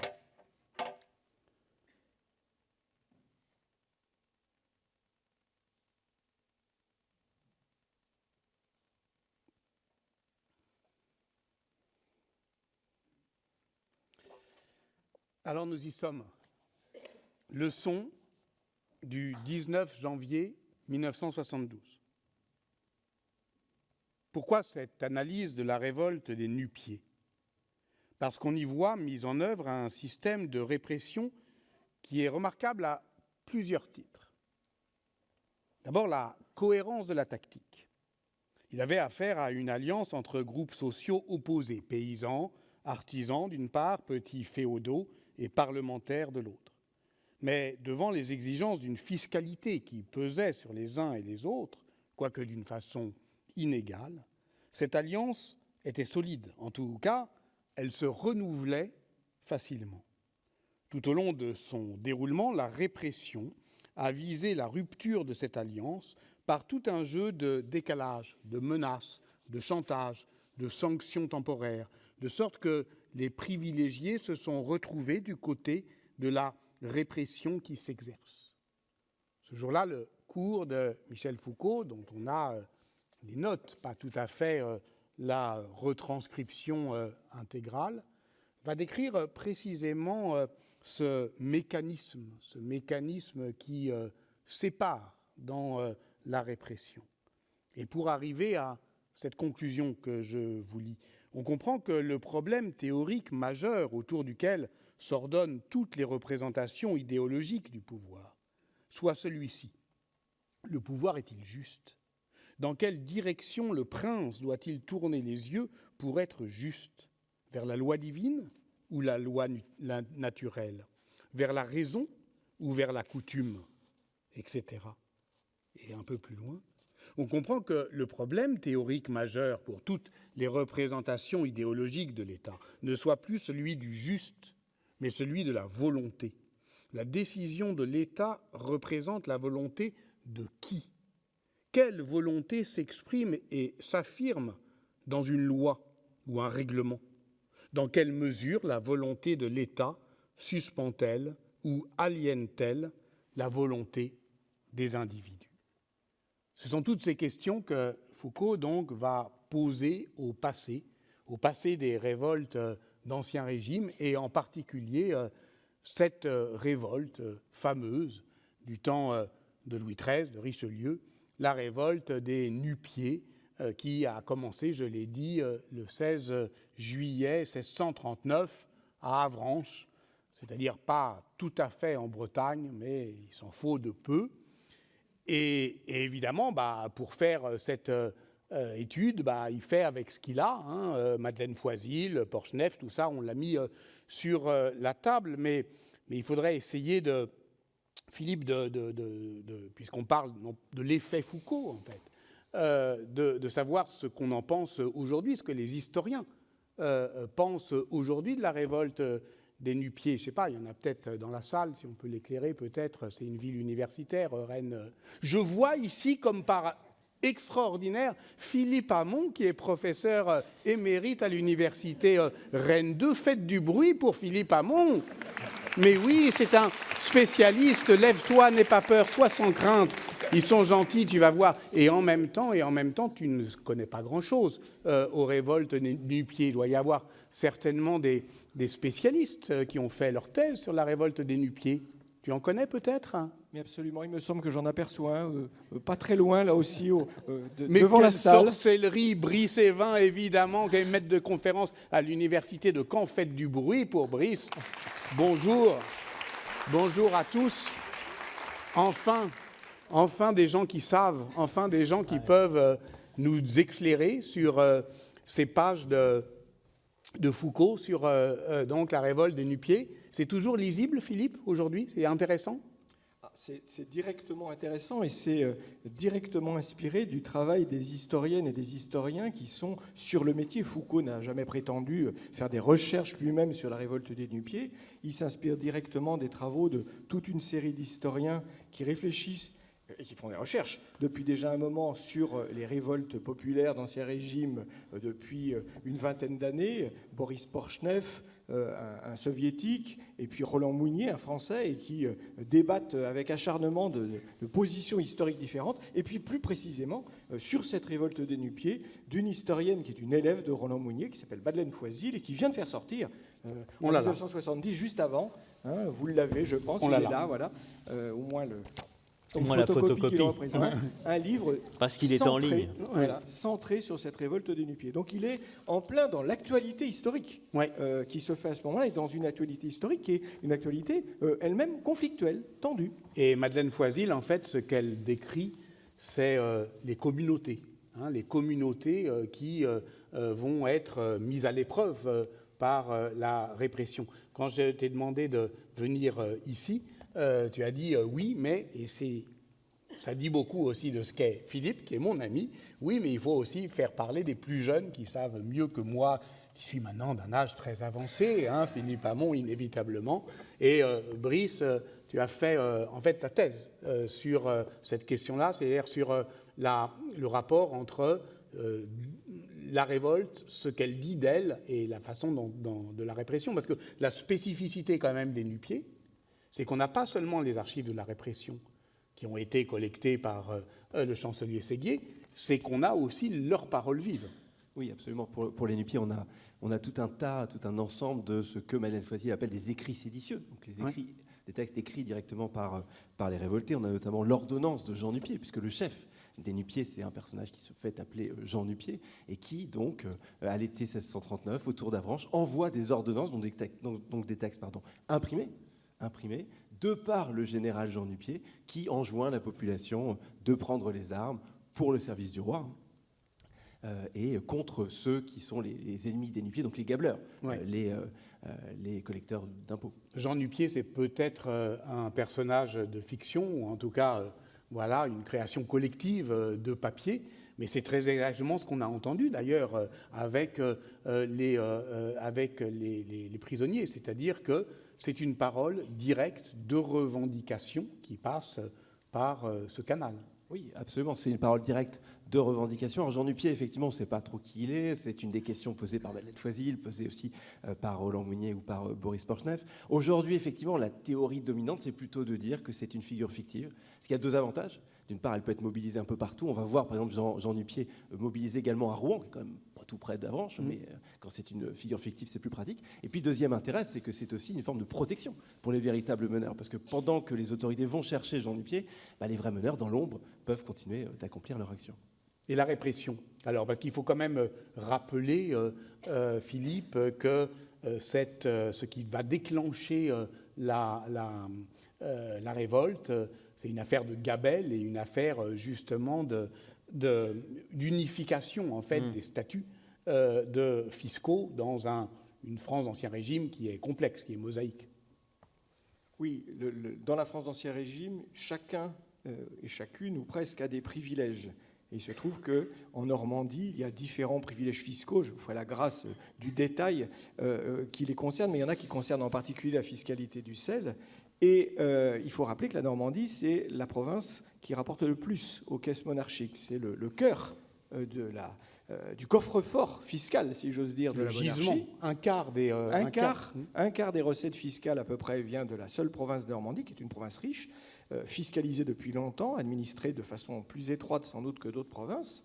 Et c'est une province voisine, c'est-à-dire que le chancelier Séguier, le ministre de la Justice du roi Louis XIII, il n'a pas loin à faire pour venir, et il est certain qu'il ne s'est pas déplacé quand les révoltes avaient lieu au fin fond du sud-ouest, mais aussi pour des raisons matérielles très concrètes. Et cette répression, qui est organisée en deux temps, il y a d'abord une répression militaire, on vient à bout militairement de l'armée de souffrance des nu-pieds. Ensuite, elle est prise en main par ce chancelier qui va assurer à la fois le suivi d'une répression importante, dans laquelle on essaiera de faire un peu ce que tu évoquais, parce que la lecture évoquait tout à l'heure une distinction entre les différentes catégories. Il y a ceux qu'on va réprimer fermement, ceux pour lesquels on va trouver des procédures d'accommodement. Et puis après ça, le souverain va assurer, par la bouche du chancelier, à la fois l'amnistie, amnésie, et le pardon. Donc c'est peut-être là qu'il y a une petite nuance apportée par rapport à ce que dit Foucault. Il y a un vrai système répressif, mais c'est un système répressif qui sait aussi quand même faire un peu dans la nuance. Et qui, de fait, par exemple, pour prendre le cas des nu-pieds de l'Avranchin, du sud-ouest de la Normandie, ne mettra pas en œuvre la politique fiscale que craignait, à tort ou à raison, d'ailleurs c'est compliqué, ces nu-pieds de la région. Peut-être dire, voilà, sans trop faire les historiens, mais que 1639, voilà, c'est la guerre, il y a une sorte de quasi-état d'exception, non ? Enfin, je veux dire, en tout cas, la répression est très militarisée. Hein. Oui, on est en 1639, ça fait 4 ans que la guerre a commencé contre l'Espagne, enfin que la France est en guerre contre l'Espagne dans la guerre de 30 ans, qui ne porte pas encore ce nom, mais bon, qui deviendra la guerre de 30 ans. La monarchie a besoin d'argent, comme ça arrive fréquemment, et voilà. Oui, et puis ce que j'ai lu là sur son cours du 19 janvier, il dit au fond la question c'est de savoir est-ce que l'État est juste. Et c'est une question qui se pose en 1739 parce que cette guerre, est-ce qu'elle est juste, pas juste? On fait la guerre à une puissance catholique avec des alliés protestants, c'est pas évident. Ça met quand même en péril, je dirais, l'économie morale de la monarchie et puis aussi de ce que les historiens ont appelé le système fisco-financier. Philippe. Oui, alors je pense que pour les nu-pieds, la question de la justice, c'est pas tant les alliances internationales que de savoir si on va respecter ou non ce qu'ils appellent leur liberté, Oui. c'est-à-dire leurs privilèges. Et pour eux, la menace de la remise en cause de ces privilèges, c'est un signe que le souverain devient injuste. Et en fait, pour eux, et c'est d'ailleurs une des interprétations qu'on peut donner de la façon dont ils agissent, ils sont persuadés que le souverain n'est pas injuste. C'est des agents du souverain. Oui. C'est les maltetiers, les gabeleurs, les partisans, les financiers, éventuellement l'administration locale, qui fait un sale boulot, mais qui est un boulot que le roi lui-même ne reconnaîtrait pas. Et d'une certaine façon, ils en appellent à ce souverain. Vive le roi sans la gabelle, c'est un des slogans, pas forcément des nu-pieds, mais des mouvements du temps, qui veut bien dire ce qu'il veut dire. C'est-à-dire que ce n'est pas le roi le coupable. Le roi, il est mal informé, il n'est pas au courant, il ne sait pas. Et s'il savait, il exercerait pleinement sa justice. Mais ça, c'est un point. Vas-y. C'est un point historiographique où ça débat beaucoup et où Foucault prend un peu position. Enfin, oui, alors, c'est vrai que Foucault présente cette population rurale mobilisée et urbaine, d'ailleurs aussi dans les villes de Caen et de Rouen, comme une population, comme une classe qui agit presque de façon révolutionnaire. C'est sûr que c'est probablement pas la position que moi je tiendrai aujourd'hui, parce que l'historiographie n'est plus forcément la même non plus. La demande, me semble-t-il, de ces populations, c'est qu'on respecte l'ordre dans la justice ou la justice dans l'ordre. Oui. Et que précisément les atteintes qui sont portées à leurs droits, c'est ça le désordre. mais vous êtes d'accord parce que tout à l'heure vous n'étiez pas d'accord. Enfin, Non, parce oui. que c'est une des choses qui est intéressante, c'est qu'à l'intérieur quand même de ce dossier-là, il y a des luttes très. Enfin, on ne mesure pas à quel point le débat historiographique dans ces années 70 était virulent. Aujourd'hui, il l'est. Patrick en sait quelque chose, mais c'est l'ensemble du champ qui est parsemé d'affrontements. Oui, le champ. Alors si on revient sur le champ, effectivement, il est structuré autour d'une controverse inaugurale pour l'histoire des révoltes, qui est la controverse entre Boris Porchnev, donc on a présenté, historien marxiste, qui va tout interpréter, et notamment la révolte des nu-pieds, qui est un élément majeur de son ouvrage, puisque le livre qui sort en russe en 1948, les soulèvements populaires en France de 1623 à 1648, est un livre marxiste qui considère que les révoltes populaires, et les nu-pieds en particulier, sont des épisodes de lutte des classes. C'est comme ça qu'ils ont des épisodes de lutte des classes. C'est dominé contre dominant. Donc c'est le prolétariat des villes et les paysans contre un front de classe réunissant noblesse et clergé, avec la bourgeoisie un peu au milieu, mais qui, in fine, toujours va du côté de l'ordre, toujours est du mauvais côté de la barricade, comme l'écrit. Il le lit, Foucault, Oui, Boris Porchnev. On a ici les notes de lecture, évidemment, Absolument. il le lit. C'est une grande référence. Et face à lui, donc il y a la réponse de Roland Mounier, qui est beaucoup moins marxiste, Roland Mounier, droite catholique, qui va réagir assez vigoureusement à l'interprétation de Boris Porchnev, en considérant à l'inverse qu'il ne s'agit pas de lutte des classes, mais qu'au contraire, c'est des grandes communautés réunies. Donc, il y a une espèce d'union de tous les ordres contre un ennemi qui n'est pas le noble ou le clerc, mais qui est finalement l'État, donc un ennemi extérieur à la communauté. Et ce dialogue, cette controverse, elle va être structurante. Madeleine Foisil, tu l'as dit, est une élève de Roland Mounier, donc elle va affiner, mais elle va rester dans le modèle de Roland Mounier. Et ce qui est intéressant avec Foucault, à mon avis, c'est qu'il fait un pas de côté par rapport à ce débat. C'est-à-dire que la question pour Foucault est moins sociale peut-être que politique. Oui. C'est comme ça que je le vois. Oui. C'est-à-dire que ce que dit Foucault fondamentalement sur la révolte des nu-pieds, c'est que les nu-pieds, c'est une prise de pouvoir. Une prise de pouvoir par une population qui, jusqu'ici, en est exclue du pouvoir et qui prend le pouvoir comment ? En faisant des ordonnances, par exemple, donc pouvoir législatif, en rendant la justice, pouvoir judiciaire, en levant des troupes, pouvoir militaire, ou encore en prélevant une forme d'impôt, donc pouvoir fiscal. Donc c'est tous les rites et les signes de la souveraineté monarchique que s'approprient les nu-pieds. C'est ça que dit Foucault. Et oui, je trouve l'interprétation assez élégante. Toujours, parce que en fait, moi, toi, ta thèse, c'est 1540-1640, c'est ça, les révoltes, la manière dont elles s'écrivent. Et là, on retrouve peut-être quelque chose de très foucaldien qui est, finalement, la prise de pouvoir, c'est une prise de parole. C'est ça. Oui, C'est prise un acte de parole. de parole. Absolument, d'écrit. prise de parole, prise de pouvoir. Jacques Rancière, dont on parlait tout à l'heure, disait que la foule était considérée dans les textes comme sans nom et sans logos. Elle n'a pas de nom, c'est une masse informe, et elle n'a pas de parole. Et la révolte est un moment de prise de parole. Donc pour vous, finalement, ce cours-là, il a toujours une sorte de productivité, de rendement intellectuel. Enfin, il y a quelque chose quand même qu'il a trouvé. Pour moi, oui. Ouais. Philippe, je te Bon, laisse. Philippe, Pour moi aussi, mais Oui, je suis plus mais c'est mesuré plus ronchon, que plus Brice. ronchon. Ouais. Parce que moi, je suis pas certain que ce soit un contre-pouvoir, sans même parler de contre-pouvoir révolutionnaire. Je pense que ces populations rentrent dans cette opposition, pas pour renverser le pouvoir, mais pour revenir à ce que tu disais tout à l'heure, Patrick, pour le rappeler à sa justice. Oui. Et si il se met à respecter la justice, alors ils rentreront dans le rang. Ça, c'est la grande terreur des dominants, c'est que Foucault parle beaucoup du fait de savoir qui a les armes.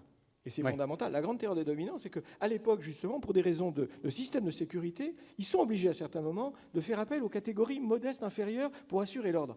Et à chaque fois, ils se disent « Ouh là là, mais on a besoin d'eux, mais en même temps, qu'est-ce qu'ils vont faire avec ?» Et généralement, qu'est-ce qu'ils font? Rien. C'est-à-dire, ils rétablissent l'ordre et ils rentrent chez eux. Mais là encore, j'insiste là-dessus, si l'ordre est juste, s'il ne l'est pas, alors là, ça ne va pas. Et vous avez, les amis, parce que ça touche à sa fin quand même, hélas, cette séance. Au fond, je crois qu'on a quand même bien saisi l'écho, Philippe, entre ces paroles de prisonniers, ces révoltes de prisonniers, ces révoltes logiques, et cette prise de parole par les révoltés eux-mêmes en 1639. Et ce qu'il y a quand même d'extraordinaire, on commençait par parler de surveiller et punir, 1975, il faut entendre le grondement des batailles, et c'est peut-être comme ça qu'on peut terminer, c'est que cette séance du 19 janvier 1972, elle se termine par une idée, qui est, Séguier, dans la répression des nu-pieds, il va utiliser un moyen de répression nouveau. Alors bon, on peut effectivement nuancer, enfin disons que ça a une puissance de suggestion, c'est la prison. Et donc au fond, ce jour-là, le 19 janvier 1972, après avoir entendu parler de tout ça, d'Attica, de Toul, de Nancy, il termine son cours au Collège de France en disant « c'est la naissance de la prison ». Et on va peut-être l'écouter en parler, Philippe, pour terminer et vous remercier. Alors, le problème, peut-être là, le problème est celui-ci. Au fond, est-ce que les prisonniers, ça existe? Enfin, je veux dire, est-ce que c'est une catégorie sociale ou politique telle qu'on puisse effectivement la considérer comme une force, sinon actuelle, du moins potentielle? Est-ce qu'il est même souhaitable que les prisonniers, ça existe? C'est-à-dire que l'on arrive à constituer comme un corps bien spécifique à l'intérieur de la société les gens qui sont passés en prison. Moi, je ne dirais pas forcément. Je crois même pouvoir dire non. Oui, c'était une de mes objections. Car après tout, les prostituées peuvent bien dire ce qu'elles veulent pour des raisons tactiques. Les macros, ça existe. Ouais. Et les macros, ça va en prison. Et je dois dire que je ne me sens aucunement solidaire des macros. Bon. Et de bien d'autres choses. Si je me sens solidaire des drogués qu'on fout en prison, je ne me sens pas solidaire des trafiquants de drogue qui relèvent totalement, entièrement des circuits capitalistes et qui de temps en temps passent en prison et quelquefois pour telle ou telle raison ils passent un assez grand moment. Bon, donc je dirais pour moi les prisonniers ça n'existe pas. Existe en revanche les gens aux dépens de qui fonctionne systématiquement le système judiciaire et le système pénal. Et c'est ceux-là. Et à la limite, je dirais, parmi les victimes du système pénal, il y a les victimes des délinquants. La petite vieille qui, effectivement, se fait piquer ses économies par un escroc, un truand ou tout simplement un gars qui tire son sac à main, je dirais que c'est une victime du système pénal et que nous avons à défendre au moins autant que le macro qui se trouve actuellement en prison. Bien sûr. Alors, est-ce qu'on ne pourrait pas concevoir une sorte de cap qui serait cap justice plutôt que cap prisonnier, et dont l'axe de lutte serait finalement la manière dont fonctionne actuellement le système judiciaire, que ce soit au niveau civil ou au niveau pénal, qu'il s'agisse des affaires immobilières ou des droits des propriétaires ou des droits des locataires, qu'il s'agisse bien entendu des prisons, qu'il s'agisse du chômage des gens qui sortent de prison, ou que ce soit du chômage qui conduit les gens en prison, etc. Tu vois ? Oui, oui. Moi, c'est le thème que je proposerais, un journal de lutte judiciaire, bien entendu, au sens très très large, Très, très large. Oui. et qui n'hésiterait pas à larguer comme inintéressant, et politiquement inintéressant, un certain nombre de gens qui pourtant se trouvent en prison.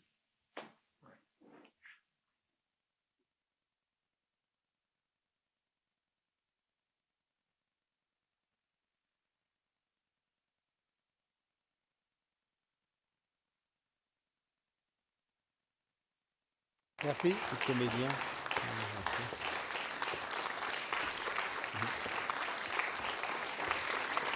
Arthur, Laura.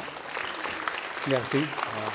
Moi, je voudrais dire un petit mot à Patrick et à vous-même, parce que c'était un très beau cadeau que tu m'as fait, de m'inviter, et le TNP. Merci à toi. Et de vous entendre lire toutes ces archives pendant ces 3 séances. Ça a été formidable.